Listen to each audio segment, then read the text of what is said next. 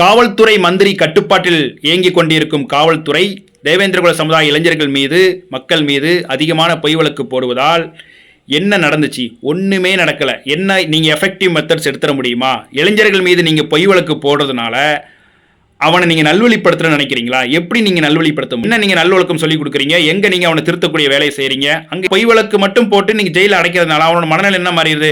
அண்ணா 50 நாள் உள்ளே இருந்தாச்சு, 60 நாள் உள்ளே இருக்கிறேன், இல்லை 100 நாள் உள்ளே இருக்கிறேன், நான் எந்த தப்புமே பண்ணாமல் போலீஸ் என்னை அரெஸ்ட் பண்ணி உள்ளே கொண்டு வச்சிடுறாங்க. அப்போ நான் பண்ணாத தப்புக்கு என்ன உள்ளே போனேன்? அப்போ நான் இதை செஞ்சிடறேன், இதை செஞ்சிருவேன்னு சொல்லி என்னை அரெஸ்ட் பண்ணி உள்ளே போட்டாங்க.